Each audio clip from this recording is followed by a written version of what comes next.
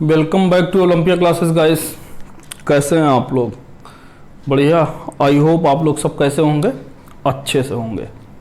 ठीक है, तो चलिए हम शुरू करते हैं क्लास 12th का अगला टॉपिक, जो कि बहुत महत्वपूर्ण है।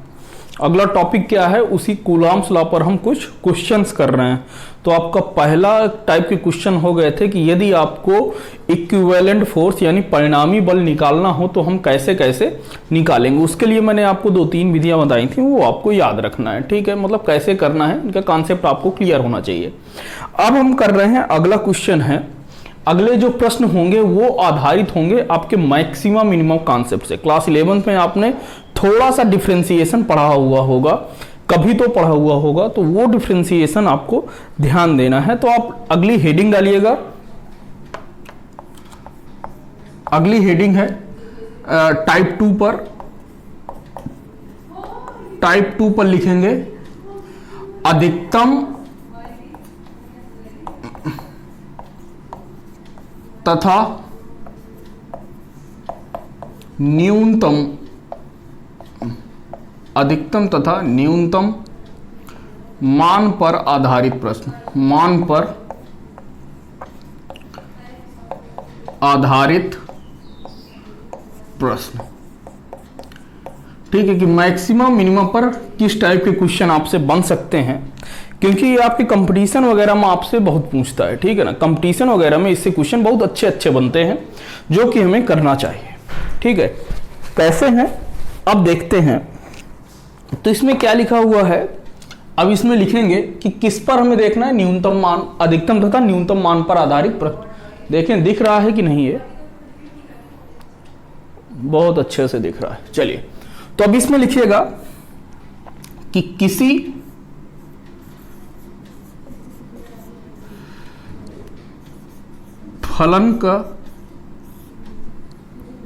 फलन का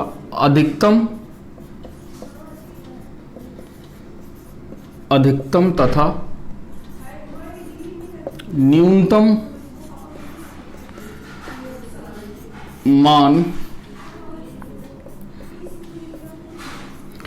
के लिए हम उस फलन का किसी चर राशि, चर को क्या कहते हैं हिंदी में, इंग्लिश में वेरिएबल क्वांटिटी। क्या कहते हैं? Variable quantity. किसी वेरिएबल चर राशि के सापेक्ष अवकलन करते हैं, अवकलन करते हैं तथा इस अवकलन को 0 के बराबर रखते हैं। अवकलन का मतलब होता है डिफरेंशिएशन। ठीक है, इस अवकलन को 0 के बराबर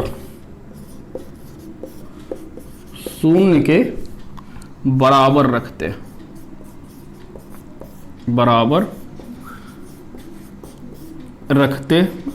हैं।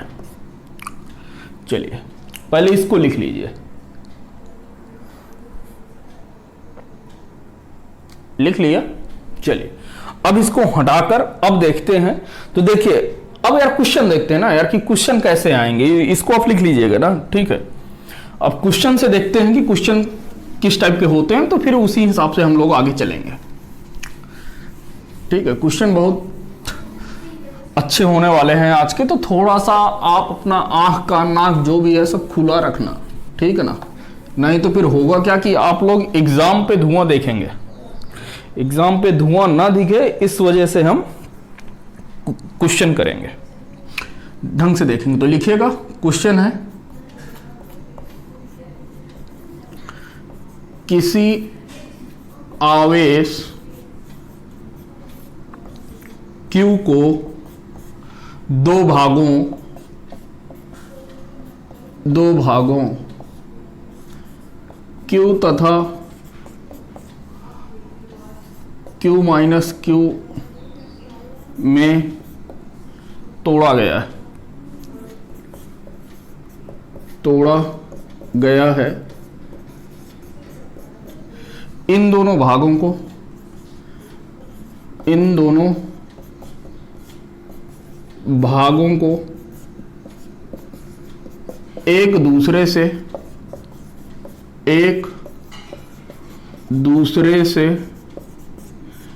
स्मॉल r दूरी पर रखा गया है। ठीक है, तो लिखिएगा Q के, स्मॉल q के किस मान के लिए इन दोनों भागों के मध्य, इन दोनों भागों पर लगने वाला बल अधिकतम होगा।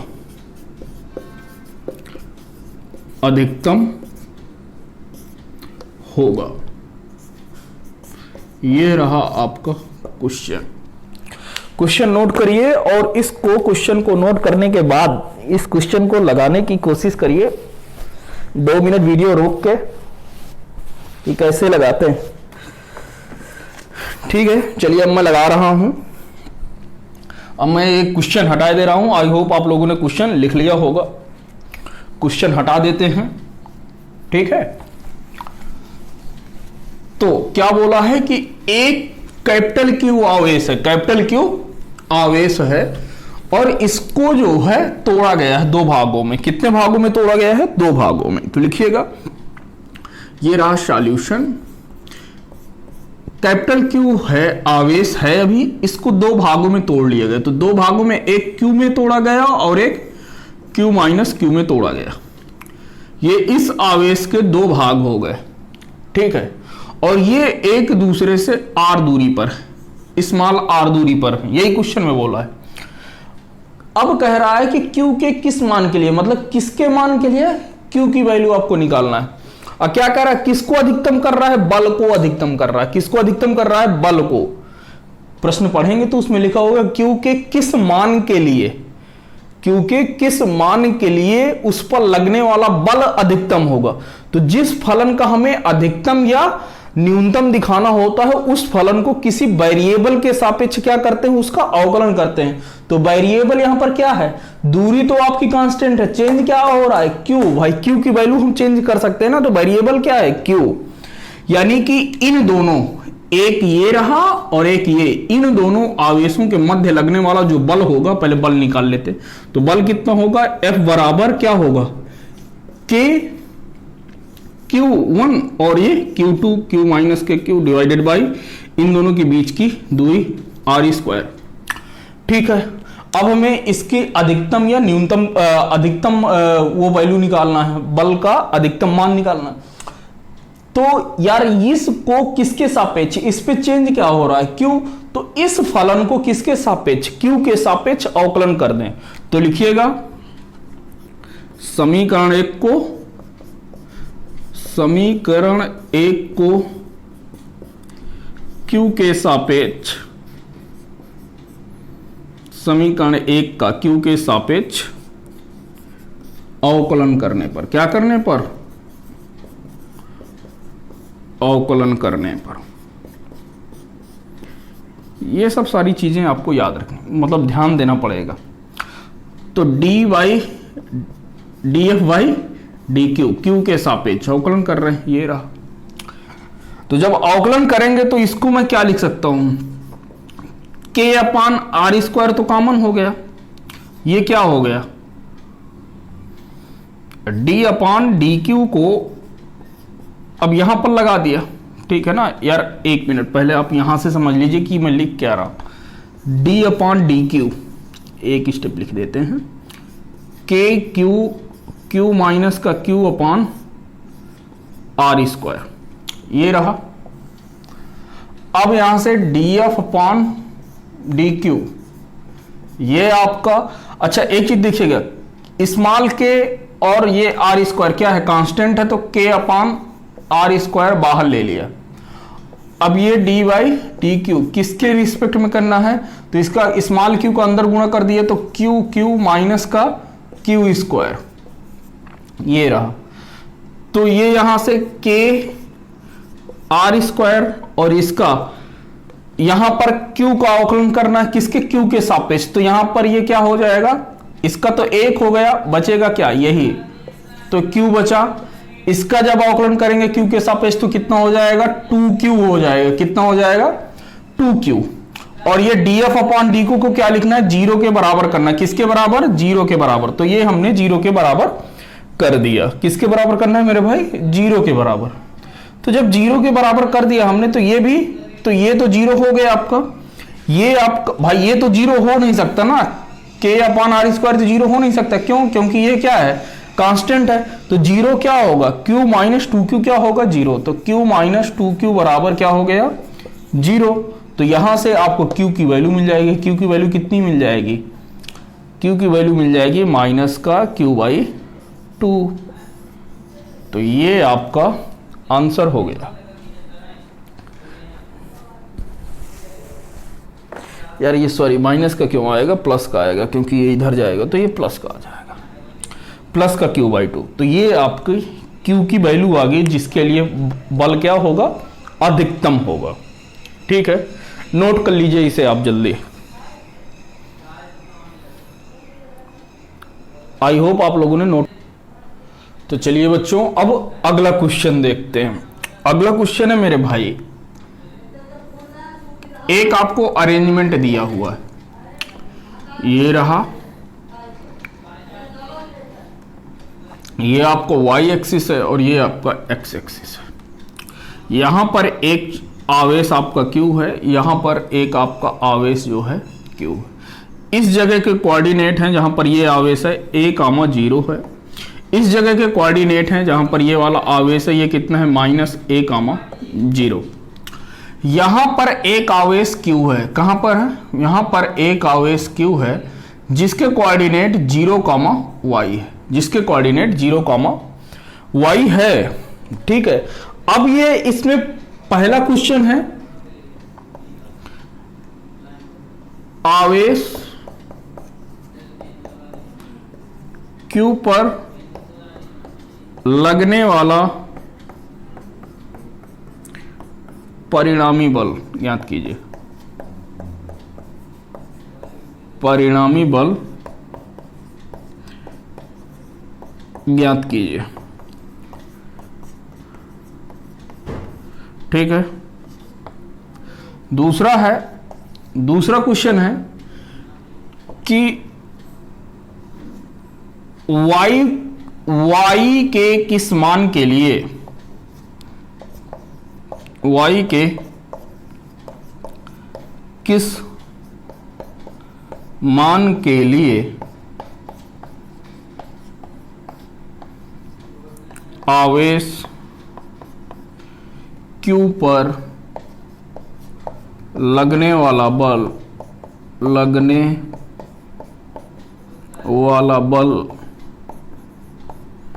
अधिकतम होगा,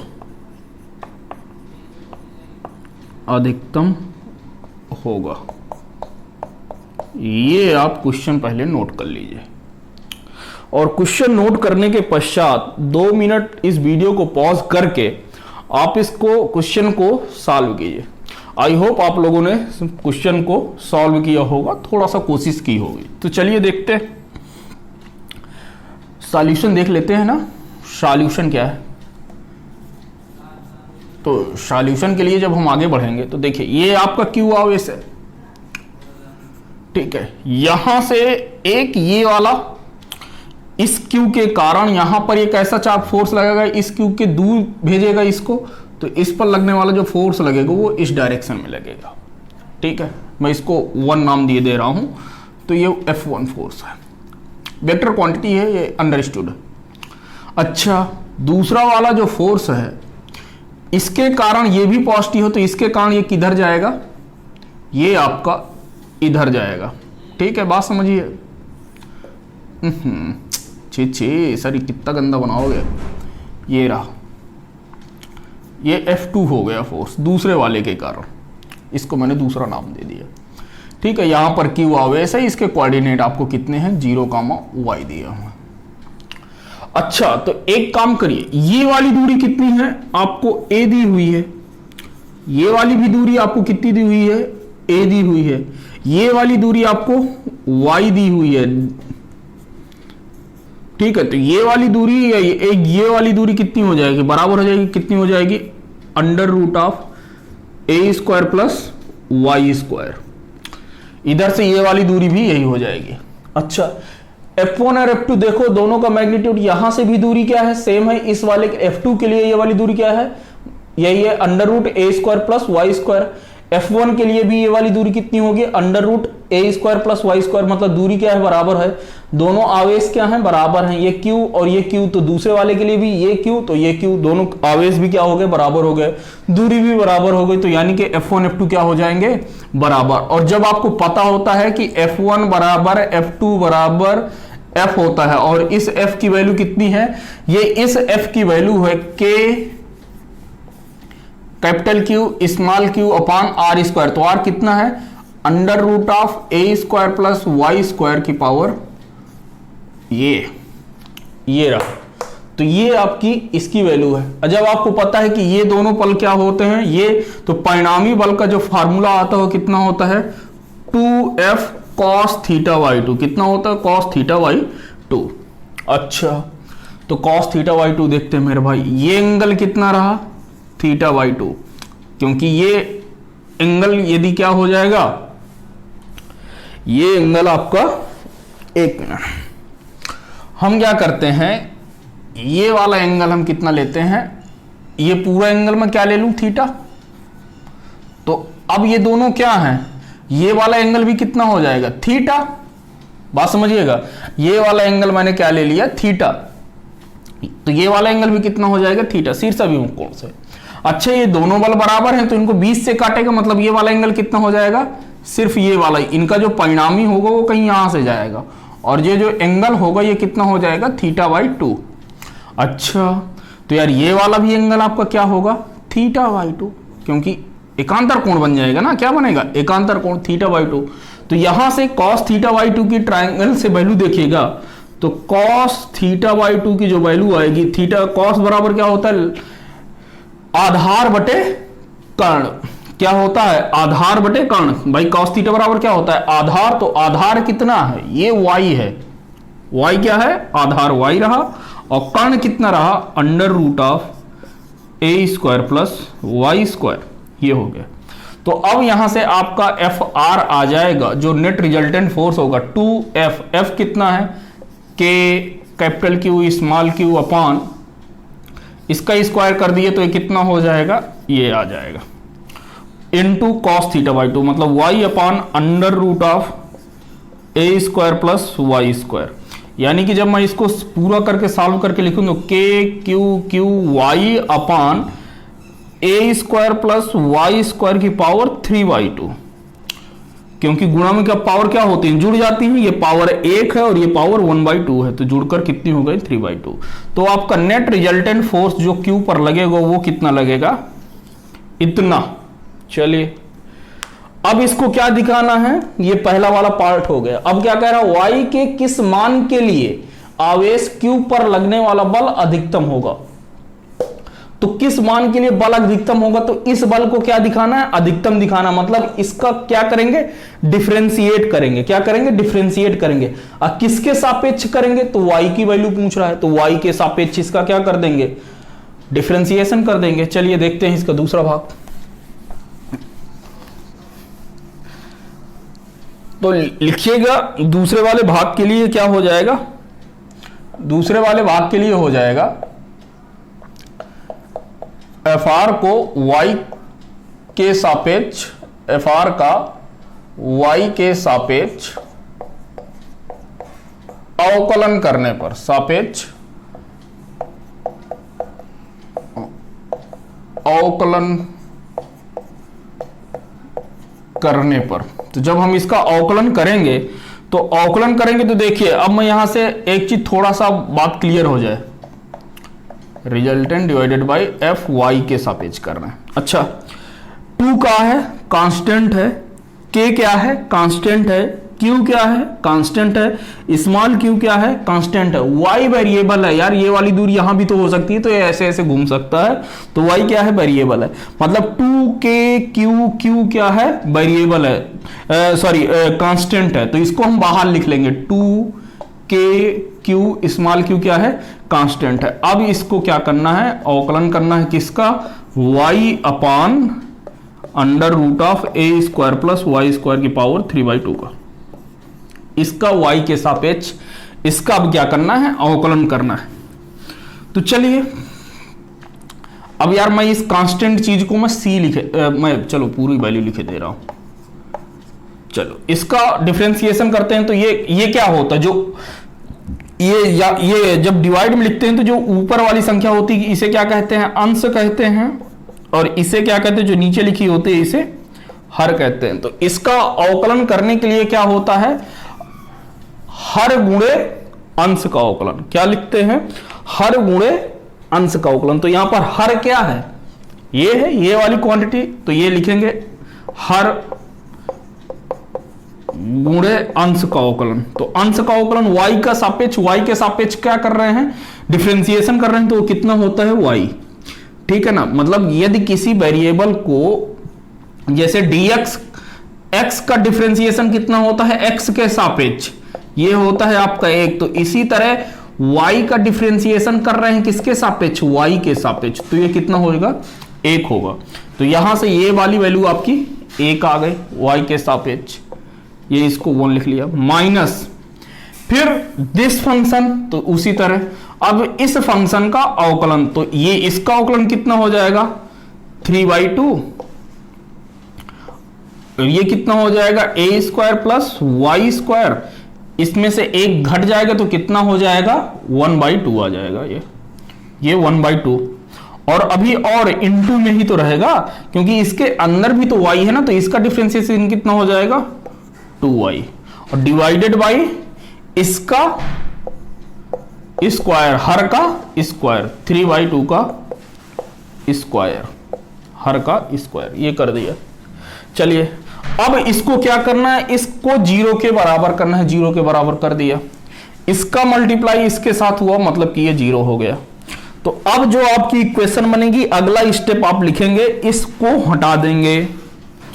ठीक है, अब ये इतना हो गया, तो ये कभी 0 हो नहीं सकता। तो क्या 0 होगा? ये वाला टर्म जो 0 होगा, ये जो बड़े ब्रैकेट में लिखा हुआ है, इस टर्म को 0 होना पड़ेगा, क्योंकि ये तो क्या है? कांस्टेंट है। तो अब देखिए, तो अब ये क्या हो जाएगा? ये माइनस को मैं क्या कर लेता हूं, क्योंकि 0 है ना, ये 0 के बराबर है, तो इसको दोनों को बराबर किए दे रहा हूं।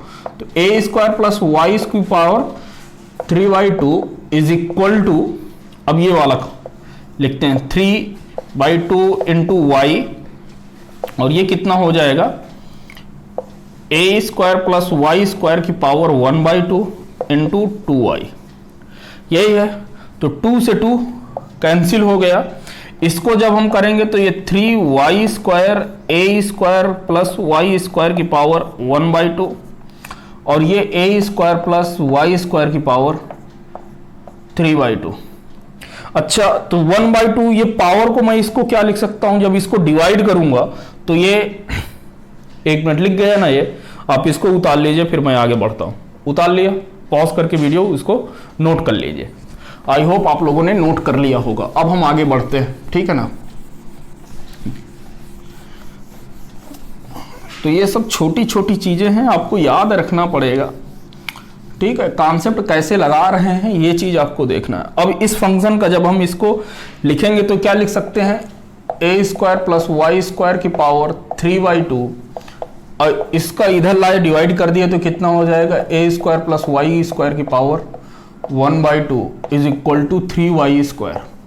इसको जब ऊपर लेते जाएंगे तो पावर 1 क्या हो जाएगी? घट जाएगी। तो ये आ जाएगा a square plus Y square की पावर 3/2 माइनस का 1/2 is equal to 3y square. तो ये हो जाएगा a square plus Y square is equal to 3y square, ये y स्क्वायर को मैं इधर लेते आऊंगा तो ये ए स्क्वायर बराबर कितना हो जाएगा 2y स्क्वायर। वाई स्क्वायर की मैं वैल्यू जब निकालूंगा तो y स्क्वायर की जब वैल्यू आएगी तो y स्क्वायर की वैल्यू आ जाएगी ए स्क्वायर अपॉन 2। तो जब y की वैल्यू आएगी तो यह आएगी प्लस माइनस का under a upon under root 2। तो y के इस मान के लिए इस q चार्ज पर, स्मॉल q चार्ज पर लगने वाला बल क्या होगा, अधिकतम होगा। आप इसको नोट कर लीजिए इत्मीनान के साथ, ठीक है। चलिए, आई होप आप लोगों ने नोट कर लिया होगा। तो देखिए बच्चों, अभी तक हमने दो टाइप के क्वेश्चन पढ़ लिए कि इक्विवेलेंट पर फोर्स कैसे निकालते हैं, और उसका जो है यदि आपको ये दिया हो कि अधिकतम और न्यूनतम पर आधारित प्रश्न हमने पढ़ लिया। अब तीसरा टाइप है आपका, कौन सा टाइप है, तीसरा टाइप है आपका साम्यावस्था पर आधारित प्रश्न। तो हेडिंग डालिएगा टाइप 3, टाइप 3, और इस पे किस पर आधारित प्रश्न है, साम्यावस्था पर आधारित प्रश्न। लिखिएगा साम्यावस्था पर आधारित प्रश्न, साम्यावस्था पर आधारित प्रश्न। कि यदि कोई क्वेश्चन कह दे कि ये सब किसमें, साम्यावस्था में है, तो कैसे करेंगे। तो लिखिएगा किसी, इसमें लिखिएगा किसी वस्तु या निकाय को, किसी वस्तु या निकाय को हम साम्यावस्था में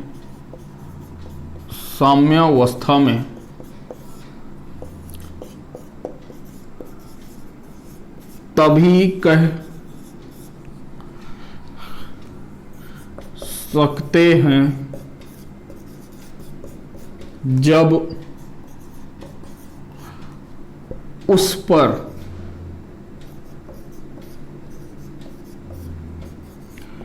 लगने वाला कुल बल, कुल परिणामी बल तथा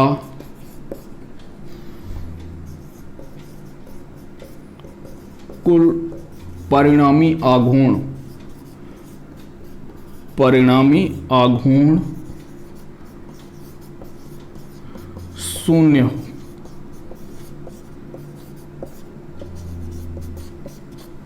ठीक है, यानी कि उस पर लगने वाला नेट फोर्स क्या होना चाहिए, 0, और आपका जो नेट टॉर्क है वो क्या होना चाहिए, 0 के बराबर होना चाहिए। ठीक है, अब ये है कि किसी भी सिस्टम को हम कब कह सकते हैं साम्यावस्था में, जब उस सिस्टम का हर एक भाग, तो लिखिएगा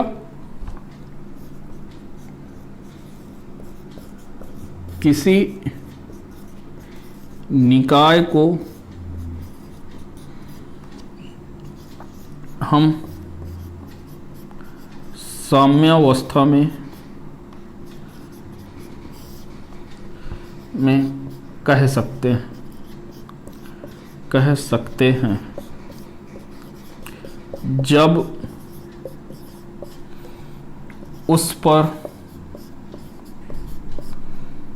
जब उसके प्रत्येक भाग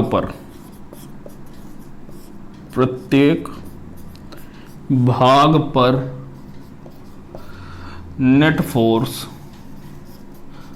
तथा नेट टॉर्क शून्य हो। क्या हो, शून्य हो। ठीक है, तो साम्यावस्था क्या है, साम्यावस्था यह है कि कुल मिलाकर उस सिस्टम पर क्या हो, नेट फोर्स आपका क्या हो, 0 हो, और यदि टॉर्क की आवश्यकता हो तो टॉर्क भी क्या हो, आपका 0 हो। ठीक है, क्योंकि टॉर्क बराबर क्या होता है, फोर्स इंटू परपेंडिकुलर डिस्टेंस। तो फोर्स यदि जीरो हो तो टॉर्क जीरो होना ही पड़ेगा। ठीक है, चलिए तो ये है, आप इसको नोट कर लीजिए। नोट कर लिया तो अब हम क्वेश्चन देखते हैं। चलिए हटाते हैं इसे। आज के 2 क्वेश्चन देख के आज का लेक्चर कंप्लीट करते हैं। ठीक है, फिर अगला क्वेश्चन आएगा, मतलब अगले लेक्चर पे शुरू होगा आपका कि किस प्रकार का साम्य अवस्था है। ठीक है, तो वो अगले लेक्चर पे देखेंगे कि वो उस टाइप के क्वेश्चन कैसे है। तो देखिएगा इसमें क्या कह रहा है कि 2 आवेश हैं। कैसे आवेश हैं? 2 आवेश हैं,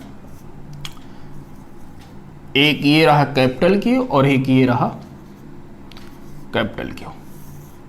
यहां से बोला है कि इनके बीच में यहां पर एक क्यू आवेश रखा है। कौन सा आवेश रखा है? क्यू आवेश रखा है। इन दोनों के बीच की दूरी a है। कितनी है? a है। इन दोनों के बीच की दूरी a है। बोला है कि यहां से लेके यहां तक की दूरी कितनी है? a/2 है। a/2 दूरी पर है। तो कह रहा है कि आवेश Q का, लिखिएगा आवेश Q का परिमाण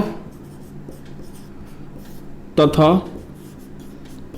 नेचर बताइए।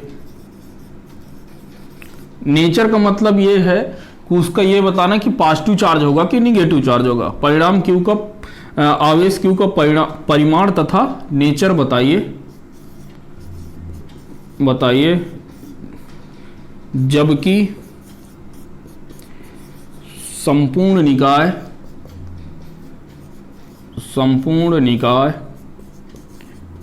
साम्यावस्था में, संपूर्ण निकाय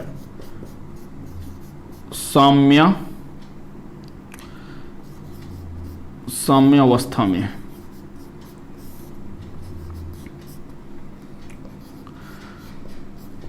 या थोड़ा सा कुछ लगाने की कोशिश करो। ठीक है, चलिए मैं तो बता ही दूंगा। ठीक, आई होप आप लोगों ने ट्राई कर लिया होगा। अब देखते हैं, मैंने सबसे नीचे लाइन लिखी थी कि यदि कोई पूरा का पूरा सिस्टम किसमें है? साम्यावस्था में। निकाय को मैं क्या कहता हूं? सिस्टम कहते हैं इंग्लिश में, कोई बात नहीं। ठीक है, तो यदि कोई आपका निकाय क्या है? पूरा किसमें है? साम्यावस्था में है। तो उसके हर एक भाग पर लगने वाला कुल परिणामी बल तथा कुल टॉर्क, नेट टॉर्क तथा नेट फोर्स क्या होता है? 0 होता है। तो मैं क्या करता हूं, इस स्मॉल क्यू पर, जो पहला वाला है, इस स्मॉल क्यू पर, इस पहले वाले पर, इस पर पहले वाले पर मैं कुल परिणामी बल निकाल के उसको 0 के बराबर किए दे रहा हूं। जो होगा देखा जाएगा। ठीक है, क्योंकि बोला है कि निकाय किस में है? साम्यावस्था में। तो साम्यावस्था में है तो उस पर लगने वाला नेट फोर्स क्या होना पड़ेगा? 0। तो हम क्यू पर देखते हैं। तो देखिए इस क्यू पर 2 बल लगेंगे। एक तो कैपिटल क्यू के कारण, तो इसके इस वाले कैपिटल क्यू के कारण ये आवेश कैसा है? पॉजिटिव है। ये भी कैसा है? पॉजिटिव। तो इस पर जो बल लगेगा वो इस डायरेक्शन में, मतलब दूर जाएगा। तो फोर्स पहले के कारण, इसको मैं पहला दिए दे रहा हूं, ये दूसरा और ये तीसरा। इसके कारण भी ये भी पॉजिटिव, ये भी पॉजिटिव, तो ये वाला भी इधर ही जाएगा। तो यानी कि F2 भी जो लगेगा वो इसी डायरेक्शन में लगेगा।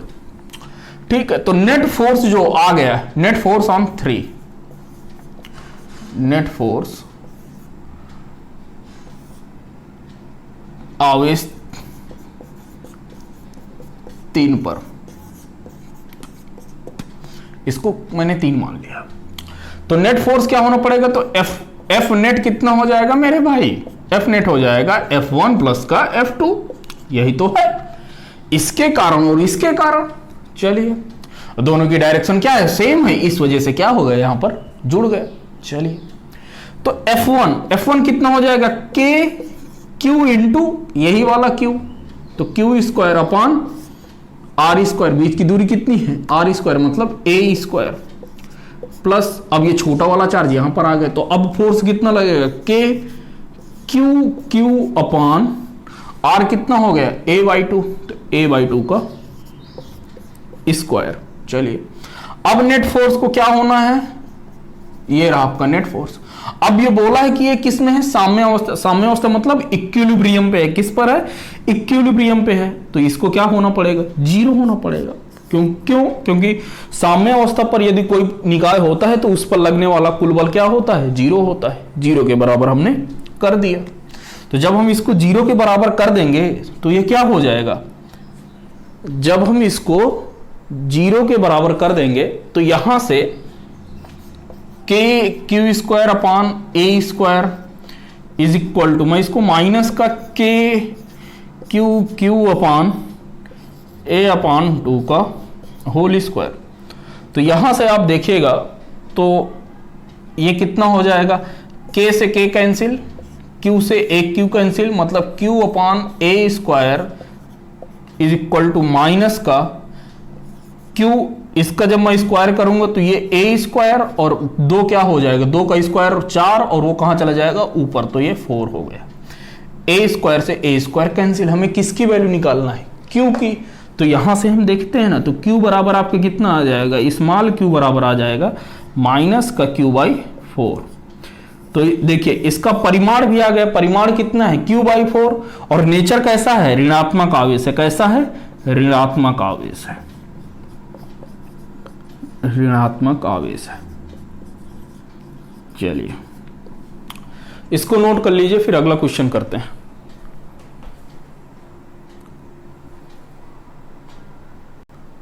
चलिए बच्चों, अब जो है आज का आखिरी क्वेश्चन करते हैं। आखिरी क्वेश्चन क्या है मेरे भाई, ज्यादा कुछ है नहीं। इस पे दिया हुआ है कि एक आपका, 2 आपके चार्ज हैं, आवेश हैं। एक ये रहा कैपिटल क्यू और ये एक ये रहा 2 इंटू कैपिटल क्यू। बोला है कि इनके बीच की जो दूरी है वो आपकी कितनी है, ए है। कितनी है, इनके बीच की दूरी ए है। तो हमने ये ए दूरी बना ली।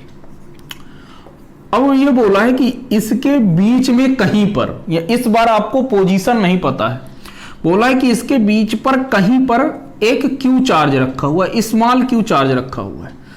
हम मान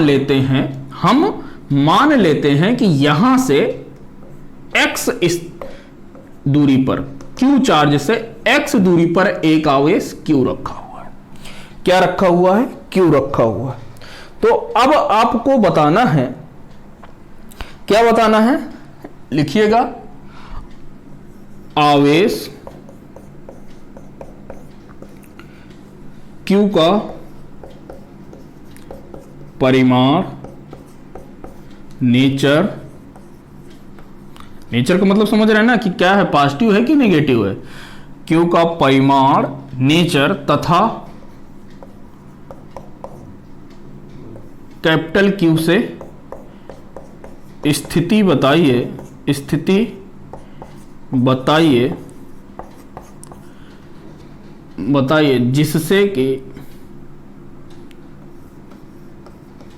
जिससे कि तीनों आवेश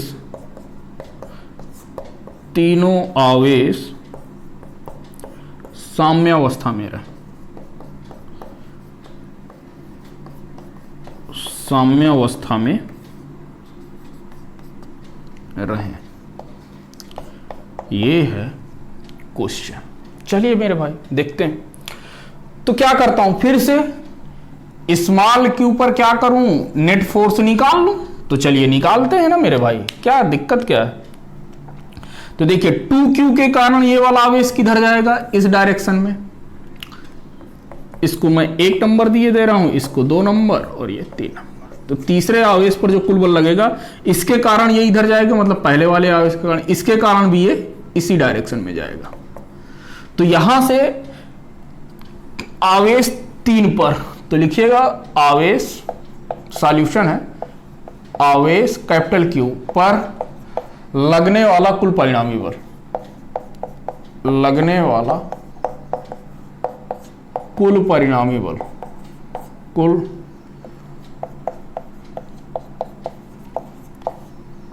परिणामी बल क्या हो गया। अब यहां से यदि आप देखें तो कुल बल मतलब नेट फोर्स वो कितना हो जाएगा, दोनों ऐड हो जाएंगे, F1 प्लस का F2। तो इस पर जो F1 के कारण लगेगा K इंटू 2Q² अपान दूरी कितनी है A² हो गया, प्लस F2 के कारण कितना लगेगा K capital Q into small q divided by दूरी कितना है। अब यार ये वाली दूरी x है तो इसको ये x²। क्लियर है? हाँ, तो अब यार यदि मैं यहां से आप देखें तो यहां से अब आपके दो वेरिएबल हैं। कितने वेरिएबल हैं? दो वेरिएबल। और इसको 0 के बराबर करना है तो आपने क्या कर दिया, 0 के बराबर कर दिया, क्योंकि क्वेश्चन में आपको पता है कि किस में है, साम्य अवस्था में है। तो हर एक एलिमेंट पर लगने वाला कुल बल क्या होगा, 0 के बराबर होगा। अब आपने इसको बराबर कर दिए तो यार यहां से एक ये वेरिएबल, एक क्यू वेरिएबल है, स्मॉल क्यू वेरिएबल है, क्योंकि स्मॉल क्यू का परिमाण बताना है, और एक्स भी वेरिएबल है, इसकी स्थिति बताना है। तो ये दोनों वेरिएबल हैं। अब एक इक्वेशन दो अननोन सॉल्व नहीं हो सकते, तो अब हम क्या करेंगे, दूसरी इक्वेशन बनाएंगे। तो इसको इक्वेशन नंबर 1। अब क्या करते हैं, स्मॉल क्यू पर हम बल निकालते हैं। स्मॉल क्यू पर आवेश लिखेगा, आवेश क्यू पर परिणामी बल, परिणामी बल। तो देखिएगा इसके कारण 2Q के कारण इस पर फोर्स जो लगेगा F1 वो इधर डायरेक्शन में लगेगा, इसके 3 के कारण ये किधर लगेगा, इस डायरेक्शन में। अभी क्या होगा मेरे भाई, अब ये दोनों क्या हैं, विपरीत दिशा में लग रहे हैं। किस पर लग रहे हैं, विपरीत दिशा में लग रहे हैं। तो कोई बात नहीं, देखे लेते हैं। विपरीत दिशा में है तो F नेट जो होगा, जो Q पर लग रहा होगा वो क्या होगा, ये दोनों माइनस होंगे। अब मुझे नहीं पता कौन सा ज्यादा है कौन सा कम है, तो F1 माइनस का F3 किए दे रहे हैं। F1 कितना है देख लेते हैं पहले के कारण। तो पहले के कारण ये कितना आ जाएगा, 2KQ into small Q divided by R²। तो यार यहां से लेके यहां तक की दूरी कितनी बची, A माइनस एक्स, क्योंकि ये x तो चली गई, ये पूरी दूरी कितनी थी A, तो ये वाली दूरी A माइनस एक्स, तो A माइनस एक्स का होल स्क्वायर। अब F3 के कारण देखते हैं तो माइनस का F3 कितना हो जाएगा, KQ अपान ये वाली दूरी कितना है, x²। कितना है, x²। कोई बात नहीं, लिख देते हैं। ये इक्वेशन नंबर 2। अब इनको क्या करना है, इसको भी 0 के बराबर करना है। क्यों, क्योंकि इस पर लगने वाला हमेशा का ये क्या होगा, 0 के बराबर होगा। तो कोई बात नहीं मेरे भाई, अब ये जो 0 के बराबर होगा तो इस इक्वेशन को क्या करते हैं, इक्वेशन नंबर 2 हो गई। अब यहां से यदि मैं आपको एक चीज बताऊं, अब यहां से हम एक चीज तो निकाल सकते हैं, इसको दोनों को क्या कर दें, बराबर कर दें ना, तो तभी तो 0 होगा ना। जब ये बराबर ये होगा तभी तो 0 होगा। तो यानी कि कितना हो गया, 2KQ upon A minus x का whole square is equal to KQ upon x²। तो यहां से देखिए KQX कैंसिल हो गया कि नहीं। चलिए, तो ये आपका कितना हो जाएगा, हटा दें, ये हो जाएगा 2x² is equal to A minus x का होल स्क्वायर। ठीक है, तो अब आप जो है यहां से x की वैल्यू निकालिए। किसकी वैल्यू निकालना है, x की वैल्यू निकालिए। तो इसका अंडर रूट ले लेना, क्या ले ले, अंडर रूट। चलिए, दिख रहा है, हाँ दिख रहा है। अब इसका क्या करते हैं, अंडर रूट ले लेते हैं, हटा दूं इसे। चलिए, तो देखिएगा अब यहां से ये under root 2x is equal to ये कितना हो जाएगा, A माइनस एक्स। तो यार यहां से आपकी किसकी, एक x की वैल्यू निकल आएगी ना, x की वैल्यू कितनी हो जाएगी, x मैं यार इधर लिए जा रहा हूं तो x आपका ये प्लस में हो जाएगा, तो x मैं कॉमन ले लिया तो कितना हो जाएगा, अंडर रूट 2 प्लस का 1 इज इक्वल टू A। तो x बराबर कितना हो जाएगा, a अपान 1 प्लस का अंडर रूट 2। तो ये तो आपकी इसकी वैल्यू आ गई, x की वैल्यू आपकी आ गई। अब आपको किसकी वैल्यू चाहिए? आपको वैल्यू चाहिए स्मॉल q की। तो अब आप क्या करेंगे? अब आप करेंगे समीकरण नंबर 1 से। समीकरण नंबर 1 बनाया था ना आपने, तो समीकरण 1 से, समीकरण 1 से जब देखेंगे तो वो कितना आया था? वो आपका आया था k into 2q square upon a square plus